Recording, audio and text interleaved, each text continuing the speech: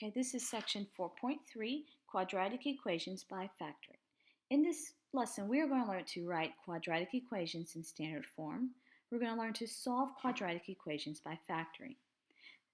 Two of the vocabulary main words in this section is factored form and FOIL method.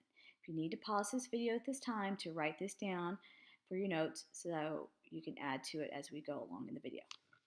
Right?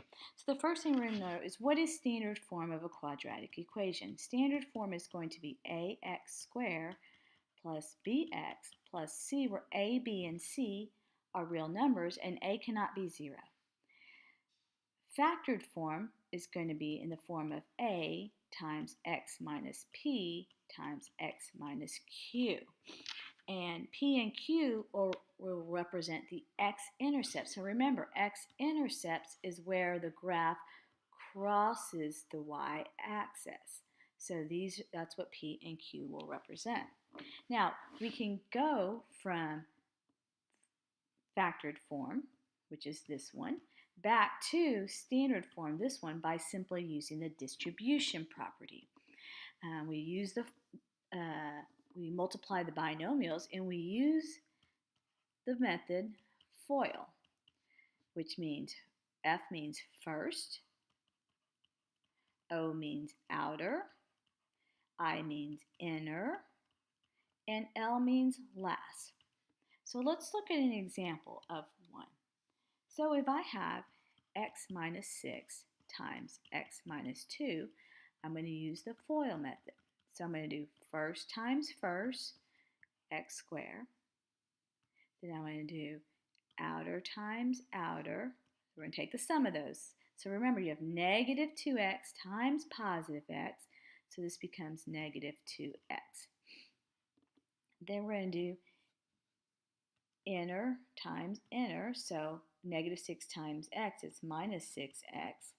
And then we're going to do last times last, which is a negative 6 times a negative 2 equals a positive 12. And often students fail to distribute the negatives properly. So then we have x squared, this is minus 2x minus 6x, which combines our like terms to 8x plus 12. And now we went from factored form to standard form. It's that simple. Now, can we translate? Now we're going to go backwards. It says write a quadratic equation. We're looking at an example. Write a quadratic equation in the standard form with negative 1/3 and 6 as its roots. Well, what does that mean? So we have to know, what does roots mean and what is zeros, what is solutions. So often you're going to hear the word roots, zeros, solutions. You need to be writing this down in your notes, and you're going to also hear x-intercepts. They all basically mean the same thing. So what is that? If we don't know what it means, if we know that these four words mean the same, we can look at this and have a clue. X-intercepts, it's where the graph crosses the x-axis. So that's what's going to be our x-intercepts. That's what's going to be our solutions, our zeros, and our roots.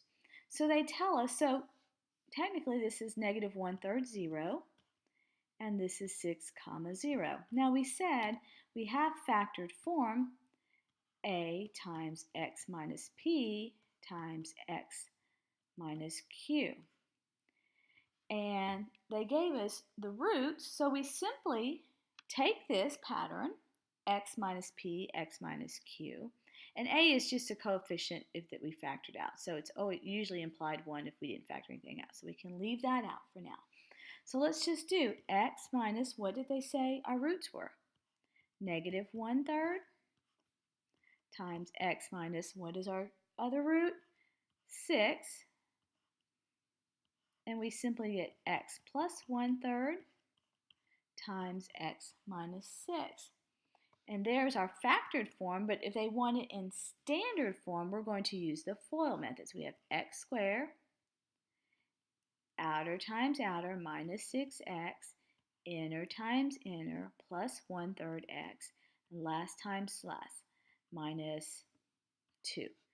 We combine like terms, So we're going to get x squared minus 5 2/3 x minus 2. Now, we need to get rid of this. We're going to change this to an improper fraction, 3/17/2. And we need to get rid of this fraction. We need them to be integers. So we're going to multiply, because it's an equation, we can multiply everything by the common denominator of 3. Of course, it's 0 over here. 0 equals 3x squared minus 17x minus 6. Now it's in standard form. Our a, b, and c must be integers. In order to do that, we multiply the entire equation by 3 using the multiplication property. All right. So now let's solve equations by factoring. We're going to use a zero product, which says for any real numbers, if you have a and b, and a times b equals 0, then either a or b or both of them have to equal 0. So for example, if we factored our quadratic equation and we set it equal to 0, we can set each one equal to 0, and we can solve x equal -3, x equal 5. And that's what we do. We set them both equal 0 and we solve. So let's look at another example. Let's solve 16x squared plus 8x equals 0. We said that was one of the words, solve, solution. We need to factor, and we need to find the x-intercepts, the zeros or the roots. It means the same thing. So first thing I do is I have a common factor of 4. I'm going to factor out a 4x, and I'm going to be left with 4x plus 2 equals 0. Now, this is still a factor, so I'm going to set each one equal to 0. And I'm just using algebra here. So my roots, or my solution, was x equals 0 and x equal -1/2. Now let's look at some more factoring. Let's find the perfect squares and differences of squares. So if I have x squared plus 16x plus 64 equals 0. What the best way to factor is, this is going to be, if we take this and say we're going to put C and B in here. When A, so let's look at standard form, we learned to identify what A, B, and C were. If A is +1 or -1, we can use this form. If it's not, we'll use another form, and we'll come across one in just a minute. So the first thing is we're going to put C, and then we're going to put B. We're going to come out to the side. It's positive, so we know that the product of two numbers, they both have to be negative or positive, since this is positive. So let's put 64 over here and find all the things that make 64. 1 and 64, 2 and 32, 4 and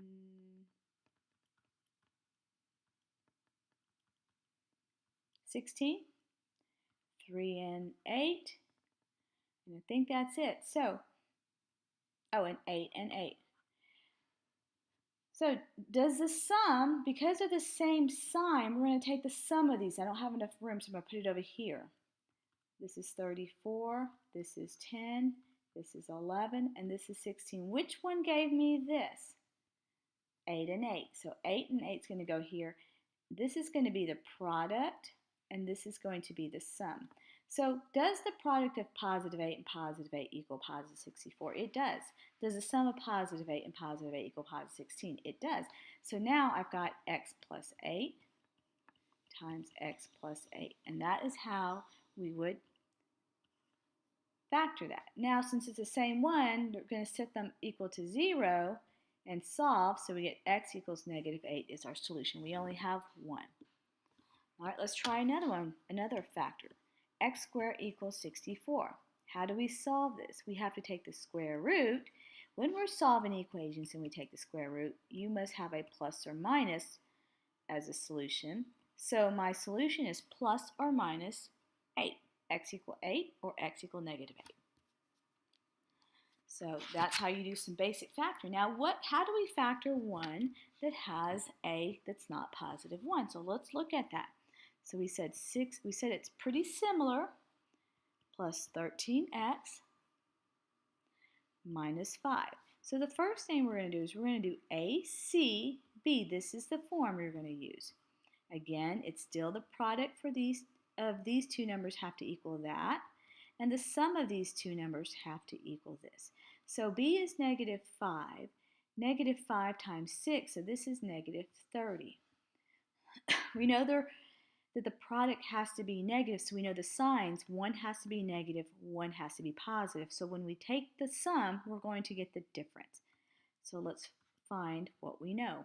Well, we know 5 and 6 equal 30, right? So since we know the signs are going to be different, the difference between these two is 1. One's going to be positive, one's going to be negative. That doesn't help us. Let's try 2 and 15. That's going to give us 13. What else? 3 and 10. That's going to give us 7. What else? Oh, I had this. Okay, I'm sorry. B is negative 13. I had it wrong here. That's why I wasn't getting the right answer. Sorry. B is negative 13. Now, what do we know about this one? This is what we need, is 13. So we know we're going to put 2 and 5. One has to be positive, one has to be negative. Let's try 2. Does the product equal negative 30? Yes. Does the sum of these two equal negative 13? No, it equals positive 3. Positive 13. So I have my signs flipped. So there's two ways of doing it. We can use grouping. So we're going to say 6x squared plus 2x minus 15x minus 5. So basically what we did is we broke this term up into two things. We're going to group this together. Because there's a negative here, I'm going to attach it to this term, and I'm going to put a plus here because I can't change it to multiplication, so I'm going to put a plus here. Now I'm going to see, do these two terms have a common factor? Yes, 2x, which leaves me 3x plus 1, because don't forget 2x divided by 2x is 1, not 0.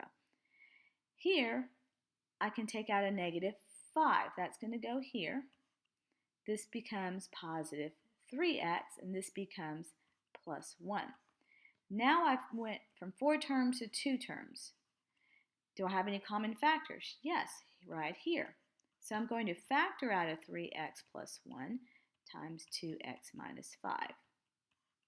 Now I've got my factored forms, and I can set them equal to 0 to solve for the roots. I would just take each one and equal it to 0. So now I want you to go on your own and to try and do problem number 17 on page 242. And that's homework that's going to be due at the beginning of class, and we will discuss this problem in class.